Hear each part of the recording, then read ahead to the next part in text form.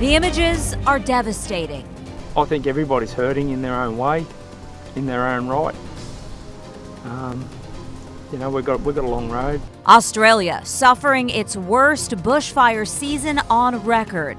At least 25 million acres have burned since September. 27 people have lost their lives. And the country's wildlife are running from the flames with nowhere to go. As we were coming down the road, there were branches and trees falling behind us. They were just behind us, and trees and branches falling in front of us. There was no wildlife. It's normally a bird paradise. And while the Australian people have vowed to rebuild, the devastation may be too much for the unique species of animals that call Australia home. Oh, these images are so hard to look at. Some of the most beloved little faces you can ever think of. Koalas with burned fur, kangaroos with scorched feet. It's believed that 500 billion with a B animals have died already because of the fires. That is really hard to wrap your mind around, isn't it? Australia home to some very, of course, unique and endangered animals, and the fires are threatening their extinction. So our wildlife expert, Grace Stafford, joins us this morning with a better perspective on what these fires are really doing with this entire situation. I think you had sent us a message that they're getting thousands of requests to help every single day, help animals? Yeah, it's really great that in the sense that the zoo community there is mobilizing resources, and their experts are working locally to rescue animals that can be saved or helped through their injuries. And we're going to see this unfold because they're at the start of their fire season. So the devastation we're already seeing, they're just really at the beginning of it. And it's not just the immediate crisis of taking care of orphaned animals, animals that have been injured and burned, as we saw in your clip. But it's what happens next, because many of the habitats that these animals will depend upon have been destroyed. Right.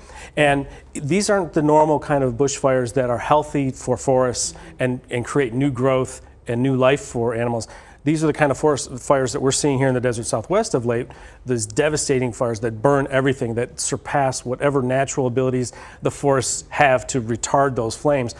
This is the kind of devastation that they're having in record ways. And so, because those that do make it, I mean, how do they survive? There's nothing out there. So zoos and aquariums and wildlife rescuers are going to have not only the immediate crisis of treating these burn victims and nursing young joeys that are, who lost their moms, but it's now what do you do with them a few months from now when there's no habitat for them to return to? So this is an immediate crisis, and there's a long-term crisis. And I'm happy to say that the zoo community there, through their Zoological Association in Australia, they're mobilizing, asking for resources from around the world, primarily financial, but other help to mitigate some of these problems, because as devastating as our fires have been in California and Arizona over the last decade or so, this is several times the size of that. Yeah.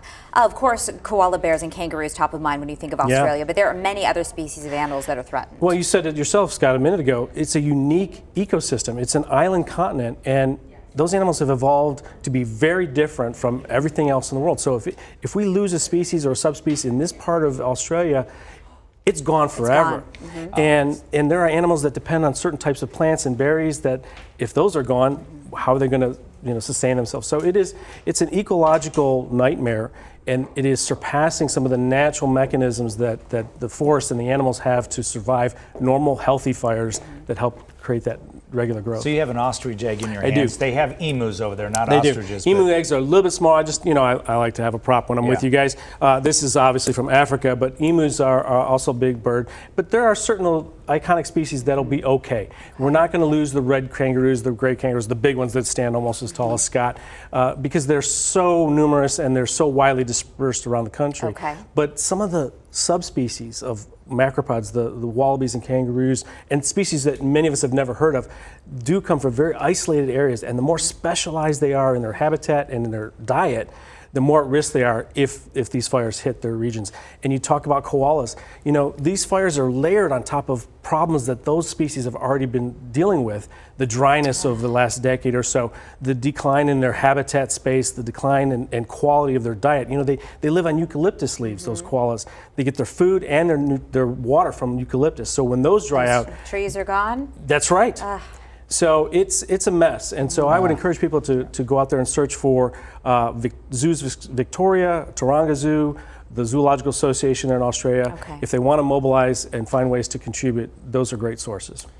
Wow. Well, thanks for the input on it's that. so sad, We Dr. wanna- Gray We want Stafford. to save our animals. That's We for do. sure. Thank you for And your it's a perspective. warning for us here in North America too. Really scary. Dr. Gray, thanks. Good to see you guys. You too.